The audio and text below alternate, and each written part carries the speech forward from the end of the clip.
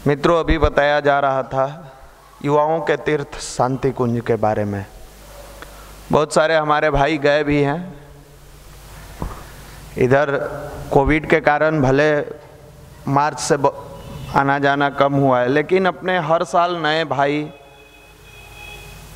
साल की शुरुआत वहीं से करते थे और लंबे समय से अपना युवा प्रकोष्ठ का कार्यक्रम समाप्त होता था, वार्षिकोत्सव समाप्त होता था और पूरी टीम देवभूमि के दर्शन के लिए, युवाओं के तीर्थ के दर्शन के लिए जाते थे। मेरे मित्र, एक ऐसा जगह जहां जाने के बाद आपको दुनिया के हर चीज के बारे में जानकारी मिलेगी। सकारात्मक सोच वाले व्यक्ति को, वैज्ञानिक अध्यात्मवाद जिसकी कई बार हम लोग जिक्र करते हैं, उसके लिए ब्रह्मचर्य शोध संस्थान है। एक ऐसा यूनिवर्सिटी जहां एग्जाम होता है तो न पुलिस लगाने की आवश्यकता है, न चीटिंग के लिए लोग खिड़की पर लटकते हैं। वहाँ जाइएगा तो मिलेगा। हम लोग जिस यूनिवर्सिटी से पढ़ते आए हैं या देखते सुनते आए हैं, वो यूनिवर्सिटी की कहानी बहुत है। खैर हटाइए, कभी मौका मिले तो ज़रूर वहाँ जाने का, जाकर नज़दीक से देखने का प्रयास कीजिएगा और पुराने भाइयों के साथ जाइएगा। शुरू में कोई नया भाई जाता है तो क्या देखता है, वहाँ बड़ा सुंदर फूल है, फूल देखने गए थे जी आप उसके बाद जाएगा गंगा के किनारे बैठ जाएगा, कहेगा वाह हरिद्वार के गंगा थोड़ा स्नान कर लेते हैं। आप पुराने भाइयों के साथ जाइएगा, एक एक चीज सुबह का रूटीन देखिएगा, बिना किसी शोरगुल के हजारों आदमी जग रहे हैं, यज्ञ कर रहे हैं, वहां से निकले अखंड दीप दर्शन कर रहे हैं। अपना एक रूटीन बना हुआ है, अलग अलग विषय पर अलग अलग क्लासेज चल रही है। फिर वहाँ से निकलिए तो वहीं बगल में दाहिने साइड जब जाइएगा तो अपना ब्रह्मचर्य शोध संस्थान है, फिर बाएं साइड जाइएगा तो देव संस्कृति विश्वविद्यालय है। आखिर कभी कल्पना किए हैं कि इन सारी चीज़ों के बीच में हम यहाँ जो बैठते हैं, कहीं ना कहीं वो गुरुदेव की चेतना हम लोगों को आगे बढ़ाती है, उनकी प्रेरणा। हमारे जैसे लाखों, आपके जैसे लाखों स्टूडेंट पटना में हैं, आप ही क्यों आए? आप कई बार अपने रूममेट से कहे होइएगा, चलिए ना भैया बड़ा बढ़िया है, चलिए ना भैया बड़ा बढ़िया है। नहीं आएगा जब तक यहां से इनविटेशन नहीं जाता है, व्यक्ति नहीं आता है। आपके मन में लगता है हम तो बगल वाले भैया का हैं इसलिए आ गए। बगल वाला भैया को माध्यम बनाया गया, उनको माध्यम बनाया गया आपको यहां लाने के लिए। इसके पहले कई ऐसे भैया थे जो आपको कहते रहे क्यों नहीं आए। कभी सोचे हैं कि कई बार कहा गया कि युवा प्रकोष्ठ में चलिए, युवा प्रकोष्ठ में चलिए। हमेशा एक बात ध्यान रखिएगा कि फसल उसी मिट्टी पर उगता है जो मिट्टी उर्वरा है। बंजर भूमि, रेतीली भूमि पर कभी फसल उगता है क्या? कहीं ना कहीं आपके अंदर संस्कार का बीज था जो दब चुका था, कहीं ना कहीं आपके अंदर अच्छाई का बीज था जो हो सकता है। कई बार शेर भी भेड़ के झुंड में जाता है तो घास चरना सीख लेता है, भुला जाता है कि हम कौन है। कई बार आपको कहानी बताया गया होगा, एक शेर बेचारा भेड़ के झुंड में चला गया, वो भूल गया कि हम कौन है। उसी भेड़ के साथ घूमता था, टहलता था, उठता था, बैठता था, घास चरता था। अचानक उसके झुंड वाला देखा, अरे तो हमारे बिरादरी का है, ये गायत्री जप सकता है, खींच के ले चलो इसको युवा मंडल। ये कहे ना भैया हम मोबाइले देखे वाला है, लॉज में रह दीजिए, नहीं जा सकते हैं। फिर खींचा, अरे देखो चेहरा, तुम वो नहीं हो जो अपने आप को समझते हो, वो मोबाइल देखे वाला नहीं हो और टाइम पास करने वाले में से नहीं हो, तुम हट के हो। फिर ही कहे कि कैसे हम मान लें हट के हैं?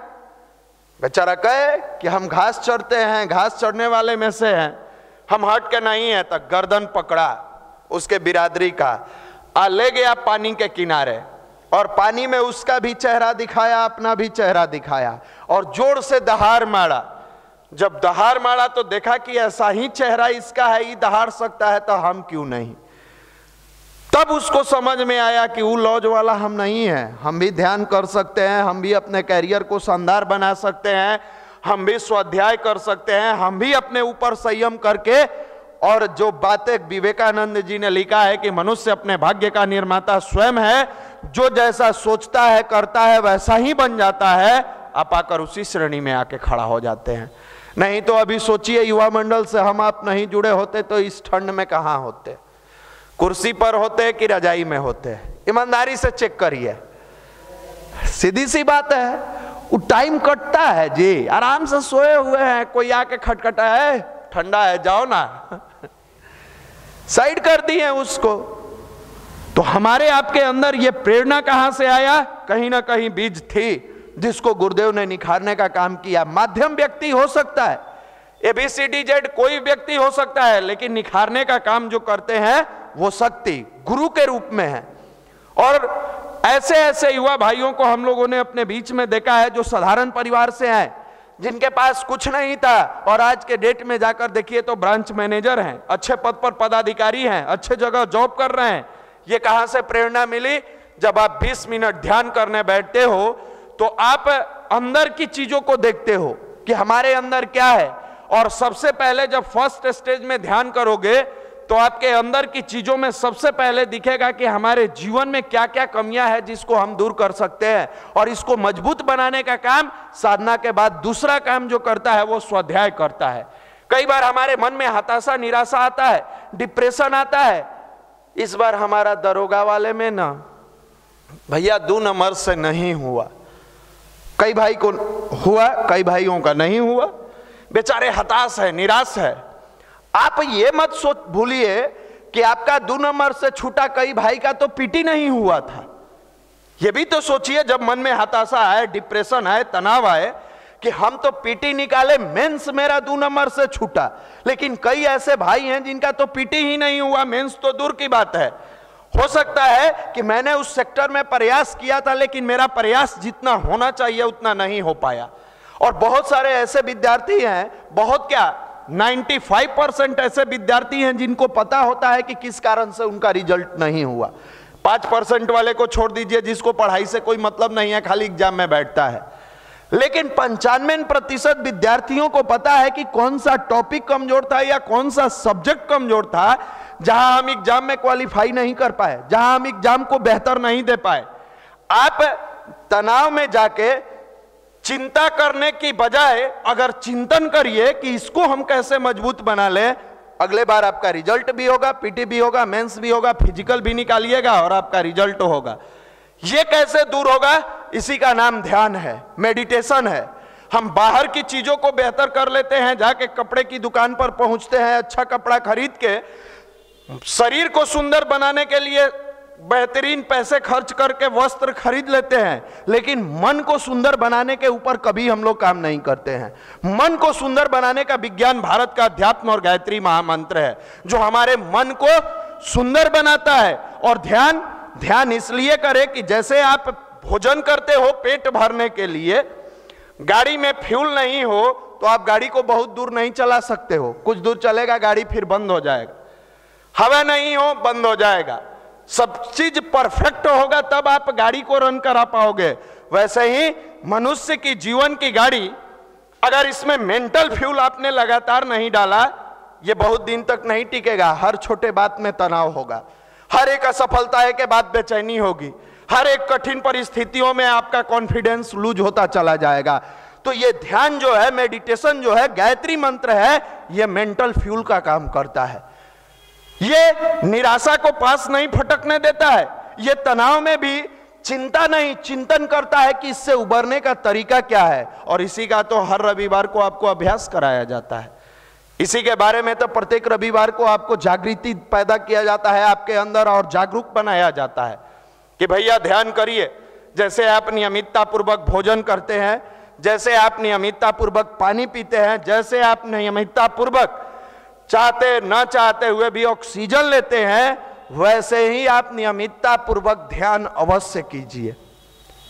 आज देखिए बड़े बड़े लोग, जितने सफल लोग हुए हैं, उनकी आप जीवनी उलट के पढ़िए, उनकी कहानी उलट के पढ़िए, आप कहीं ना कहीं झांक कर देखिएगा कि उनके जीवन में अध्यात्म था। हम आप किसको झांक के देखते हैं? बगल वाला भैया एगो नया जैकेट खरीदे हैं, उन्हीं को देखते हैं।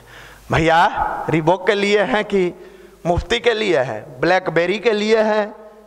हम उनको देखते हैं जो वस्त्र में डूबे हुए हैं और हमको आकर्षित करता है। वो क्यों? क्योंकि हमारा मन उतना ही अभी सोचता है, और जिसका मन जहां तक सोचेगा उसकी दूरी उतनी ही है, उतना ही, उससे आगे। कई बार हम लोग भी ऐसे देखते हैं तो लगता है कि वो दीवार के बाहर दुनिया नहीं है, बस ये दुनिया वहां जो दिख रहा है उतना ही दूर है, उसके आगे भी दुनिया है, उसके आगे भी है, उसके आगे भी है। बस देखने का नजरिया बदलना होगा। कई हमारे भाई आते हैं, शुरू में बड़ी भाव से जुड़ते हैं, बड़ा इमोशंस के साथ, बड़ी भाव से यहाँ जुड़ के जो भी बातें बताई जाती है उसको अमल करते हैं।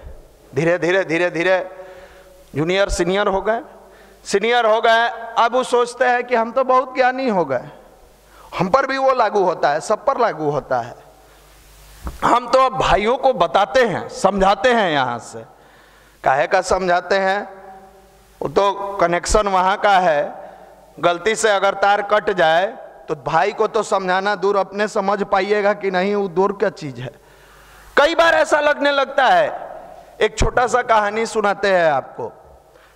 एक मूर्तिकार था, उसी से समझदार लोग जो होंगे वो समझ जाएंगे, बेवकूफ को तो भाई कोई समझा भी नहीं सकता, वो तो अपने आप में ज्ञानी है। वो कहता है हम सर्वज्ञ हैं, विशेषज्ञ नहीं है, परमात्मा के ऊपर के चीज है, महान आत्मा है, उनका पर जल फूल ठंडा में चढ़ाया कीजिए। एक मूर्तिकार था, समझने और सीखने पर यह कहानी सुना रहे हैं कि मनुष्य को जीवन के अंत तक हर व्यक्ति से सीखना चाहिए। जब हम लोग भी यहाँ आते हैं, कोई अपने भाई जो जूनियर हो सीनियर हो बोलते हैं तो एक एक चीज सुनते हैं कि न जाने उनका कौन सा शब्द गुरुदेव के माध्यम से निकले और हमारे काम आ जाए। कई बार हम लोग छोटे लोगों को इग्नोर कर देते हैं, ये हमारे काम का नहीं है। बाद में उस पर भी बताएंगे काम का नहीं है कि क्या है। पहले एक छोटी सी कहानी उस मूर्तिकार का सुनाते हैं जो अपने बच्चे को संवारने में लगा रहता है।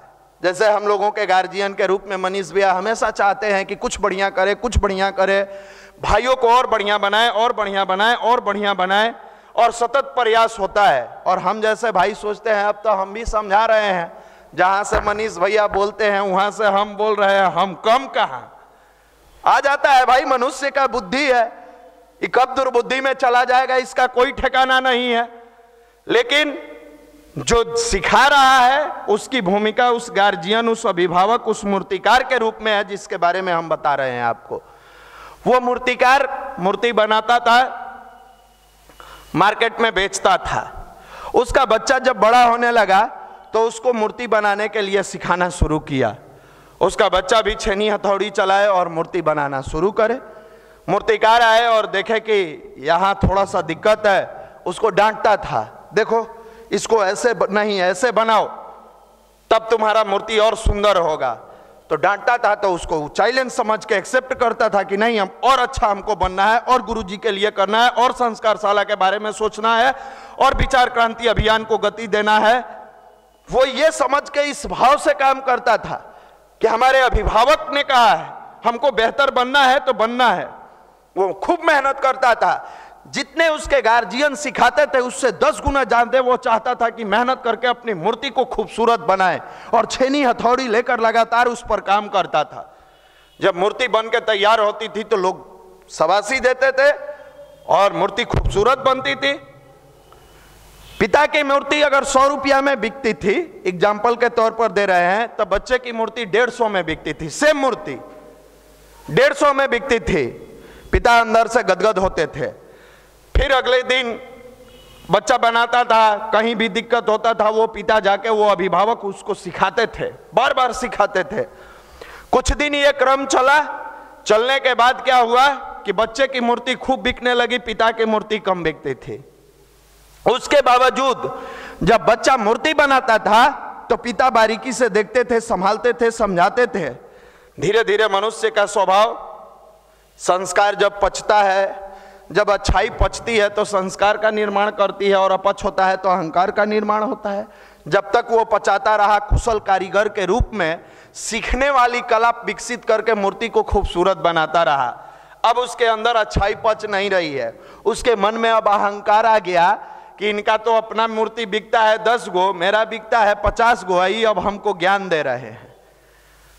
वो अब कुछ भी सिखाए कि इसको ऐसे बना, छोड़िए ना, आप अपना सोचिए ना, आपका तो 10 गो नहीं बिकता है, आप हमको ज्ञान देने चले आए हैं। जब तक सीखता रहा उसके अंदर हुनर निखार लेता चला गया, उसके अंदर की जो अच्छाइयां थी, उसके अंदर का जो वो ताकत था कि हमको और बेहतर बनना है और बेहतर बनना है, उसको और बेहतर बनाता चला गया। लेकिन जिस दिन उसके मन में आया अब तो मेरा खूब मूर्ति बिक रहा है, बस उसका जो निखार था वहीं पर स्टॉप हो गया, रुक गया। क्योंकि अब तो कोई समझाएगा नहीं, गार्जियन भी समझ लिया कि ये अपने आप को विशेषज्ञ नहीं सर्वज्ञ मान लिया कि इसके आगे कुछ होता नहीं है, ये बहुत है। हम मंच पर चढ़ के बोलते हैं, भैया के साथ सेल्फी लेते हैं, बहुत हो गया, अब तो गुरुजी का काम हो गया, समाप्त हो गया। तो मन का कीड़ा है ना, वो कीड़ा परेशान करता है और निगेटिविटी में ज्यादा करता है, पॉजिटिविटी में कम करता है। अच्छे काम के लिए कम प्रेरित करेगा, बुरे काम के लिए हमेशा प्रेरित करेगा। मूर्तिकार छोड़ दिया, धीरे धीरे उसकी मूर्ति की जो खूबसूरती थी वहीं जाके टिक गई जहां तक वो सीखा था। बाद में डिटोरिएट करने लगा, क्योंकि अब कोई संभालने वाला था नहीं, और डिटोरिएट करने लगा। डिटोरिएट करते करते ये स्थिति हुआ कि अब पिता की जो मूर्ति जितनी बिकती थी वो तो कंटिन्यूअस रही, बेटे की मूर्ति का सेल घटते घटते घटते घटते अब जहां 50 बिकता था वहां 3 भी नहीं बिका। बच्चा को बेचैनी हुआ, रोते बिलखते गया, पिता का पांव पकड़ लिया। गार्जियन तो गार्जियन होते हैं, हर परिस्थिति में अपने बच्चों को माफ कर देते हैं, हर स्थिति में अपने बच्चे को क्षमादान दे देते हैं, क्षमा कर देते हैं। सीने से लगाए और कहे बेटा ये तुम्हारी गलती नहीं थी, जब तक तू मेरा बेटा बन के कार्य करता रहा मैं तुझे डांटता रहा और तू सीखता रहा। जिस दिन तू अपने आप को अपने बाप के बराबर समझने लगा कि इनके तो 10 बिक रहे हैं, हमारे तो 50 बिक रहे हैं, उस दिन तू बेटा नहीं मेरा बाप बन गया। और उसी दिन से तुम्हारे अंदर की निगेटिविटी, तुम्हारे अंदर की सकारात्मक चीजें समाप्त होती चली गई। और जब तक तू बेटा रहा हर डांट में सीखने का प्रयास किया। हर बार हम डांटते थे और तू कुछ नया करके दिखाता था और हम पीठ थपथपाते थे कि तू बढ़िया किया। लेकिन जिस दिन तेरे अंदर अहंकार आ गया कि हमसे कुशल पिताजी भी नहीं है, उस दिन तुम्हारे सीखने वाली कला समाप्त हो गई। और जहां तक तुम सीखे थे, जहां तक किए थे, वहीं जाके तुम रुक गए। अब आज से जिंदगी भर इस बात को ध्यान रखना बेटा कि तुम्हारा बेटा भी किसी चीज को, अच्छे चीजों को बारे में बताए तो यह मत सोचना कि मेरा बेटा होकर मुझे ज्ञान दे रहा है। एक सफल मनुष्य वही होता है जो दुनिया के छोटे व्यक्ति से लेकर बड़े व्यक्ति के जीवन के दर्शन को समझने का प्रयास करता है। इसी का नाम भारत का अध्यात्म है। आप जिससे सीखने का प्रयास करिएगा आपका जीवन उतना ही शानदार बनता चला जाएगा। हम आप इसी भाव से आते हैं, सीखने की भाव से आते हैं, इसलिए नहीं आते। अब तो हम बहुत जानते हैं। अरे महाराज क्या जानते हैं, ईश्वर की कृपा है, उनका प्यार है, मार्गदर्शन है, जो हम आप अपने समय से निकाल के कुछ 2 मिनट 5 मिनट 10 मिनट कहीं गुरु का काम कर लेते हैं। उनका प्रेरणा है कि अपने पैकेट का एक अंश निकाल के भगवान को दे देते हैं। उनकी प्रेरणा है कि अपने जैसे बैठे भाइयों के बीच में आकर इस जुबान से 2 शब्द हम लोग कह लेते हैं। नहीं तो आप ही देखिएगा कि आप ही के साथ का कई भाई है, अभी उसको सही तरीका से बोलने नहीं आता है, चलने नहीं आता है। आपके मन में कभी भी लगे कि ये मेरा है तो आप अपने परिवार में, अपने बगल में झांक कर देखिए कि अगर आपका था तो आपके भाई को क्यों नहीं मिला, अगर आपका था तो आपके परिवार में क्यों नहीं मिला। हम लोग तो एक साथ 4 भाई यहाँ पढ़ते थे, 3 भाई पढ़ते थे, हम लगातार यहाँ आते रहे। अगर अपने परिवार का होता कि नहीं ये हमारे परिवार की चीज है तो हमारा वो दोनों भाई भी यहाँ आता, और चाहे जहाँ जॉब करता है कम से कम एक चीज तो जीवन में बरकरार रखता कि सुबह उठ के नियमितता पूर्वक ध्यान करता। एक चीज तो उसके अंदर रहती, ठीक है बहुत समय दान नहीं देता, लेकिन जहां भी रहता अच्छी पुस्तकों का स्वाध्याय करता। नहीं मतलब है पैसा आना चाहिए, घर बनना चाहिए, प्लास्टर होना चाहिए, गाड़ी खरीदाना चाहिए, सबकी चिंता है, लेकिन जीवन जिससे प्रखर बनता है, जीवन जिससे तेजस्वी बनता है, जीवन में जिससे प्रकाश आता है, जीवन जिससे मजबूत बनता है। दुर्भाग्य है कि ये सब उन लोगों की दिमाग में नहीं आता है। तो आप धन्यवाद उस गुरु को कहिए जिसने आपके अंदर ये प्रेरणा जगा के हमेशा आपको तरोताजा बनाए हुआ है कि हम अपने आप से लड़ते हैं, अपने आप को देखते हैं कि हमने आज साधना अगर आधा घंटा किया है तो क्यों किया, इससे अधिक भी कर सकते हैं। उनको धन्यवाद दीजिए जिनके माध्यम से हम लोग पहले दिन आकर यहां बैठे और कुछ सिखाने का प्रयास किया गया और जीवन में हम लोगों ने उतारा। हमेशा अभिभावक की भूमिका इस पिलर की भांति होती है। छत को अपने आप पे गरूर होता है कि हम नहीं होते तो यहां किसी को, हमेशा छत को यह गुरूर होता है कि यहां पर किसी को छाया नहीं मिलता, स्थान नहीं मिलता। बारिश होती तो भीग जाता, गर्मी होती तो जल जाता, ठंड होता तो कुहासा मिलता। लेकिन उस छत को पता नहीं होता कि ये पिलर अगर मजबूती से नहीं थामे तो आप भी उस मिट्टी में मिल जाओगे जिस मिट्टी से उठ के आप यहां तक बने हो। हमारी आपकी भी हैसियत यही है। अभिभावक ये पिलर की भांति है। गुरु पिछले रविवार को भी कहे कि गुरु कोई व्यक्ति नहीं है जो हमेशा हर बात पर आपको डांटेगा, हर बात पर आपको गलती दिखाएगा। गुरु एक शक्ति होता है जो एहसास कराता है, हमेशा एहसास कराता है, कई रूप से कराता है। जब मन में बहुत सारा नकारात्मक विचार आने लगे तो अपने आप समझ लेना चाहिए कि हमारे ऊपर गुरु की कृपा घटने लगी है। आपको प्रैक्टिकल व्यक्ति है आके झकझोड़ेगा, अरे निशांत बाबू आप काहे ऐसे कर रहे हैं, अरे फलाना बाबू आप क्यों कर रहे हैं। नहीं, जब आपके जीवन में बहुत तनाव बढ़ने लगे समझना कि उस जगह गुरु का आशीर्वाद घटता जा रहा है। कहीं ना कहीं आप गुरु के प्रति वफादार नहीं, गद्दार बने हुए हैं, जिम्मेदार नहीं है। कभी भी जीवन में ऐसा लगने लगे कि हमारा सब कुछ उथल पुथल जीवन में होने लगा है, आप उसी क्षण मान लेना कि गुरु की कृपा आप पर से घटती जा रही है और कहीं ना कहीं इसके जिम्मेदार हम आप हैं। गुरु डायरेक्ट आके आपको एहसास नहीं दिलाता है कि नहीं आप गलत कर रहे हो, क्यों गलत कर रहे हो बाबू, ठीक हो जाओ, सही राह पर चलो। वो आप ही के एक्टिविटी से एहसास दिलाता है। आपके मन में बहुत तरह के हताशा, निराशा आने लगे, बिना किसी कारण के मन उचटता जाए, मन में कहीं पढ़ने में नहीं लगे, कहीं नहीं लगे, समझिए कि गुरु आपको एहसास दिला रहा है और उनकी थोड़ी सी दूरी आपसे बढ़ते जा रही है। क्योंकि नियमितता ध्यान करने वाला व्यक्ति, नियमितता स्वाध्याय करने वाला व्यक्ति हमेशा ईश्वर के समीप रहता है, गुरु के समीप रहता है। और तनाव चाहे कितना चरम पर क्यों ना हो, अगर गुरु की शक्ति आपके साथ है तो उस तनाव से उबरते चले जाओगे। उस तनाव को छोटी सी बाधा के रूप में देखोगे, धीरे से उसको पार होते चले जाओगे। और यहीं जब गुरु का आशीर्वाद दूर होता जाता है, अकारण आपके जीवन में तनाव आएगा। कुछ ऐसे मित्र मिल जाएंगे जो सकारात्मक कम नकारात्मक ज्यादा सुनाएंगे। जब बहुत नकारात्मक आपके कान में कोई डालने लगे, अरे तू क्या जानते हो युवा मंडल के बारे में, मनीष भैया के बारे में, निशान भैया के बारे में, दुनिया के बारे में, गुरु जी के बारे में, समझ लेना कि तुम्हारी दूरी गुरु से बढ़ गई है। लिख लेना एक कागज पर, और वो तुमको सुनाएगा, तुमको मजा आएगा और बाद में वही मजा सजा के रूप में तुम काटते हो। आज हमारी शिकायत करोगे, कल युवा मंडल के यहाँ के भाइयों की, वही युवा देखिएगा कुछ दिन के बाद अपने बाप का शिकायत करता है, ये क्या किया, पैदा करके छोड़ दिए हमको। इसका मतलब है कि आप नकारात्मक चीजों को लेते लेते अपने आप को निष्ठुर बना दिए हो। ये एक ऐसी जगह है जहां सकारात्मक ऊर्जा का प्रवाह होता है। आपसे भाव भरा निवेदन है कि जब भी आइए सकारात्मक चीजों को लीजिए और ध्यान को जीवन का टॉनिक समझकर किसी दिन नागा मत कीजिए।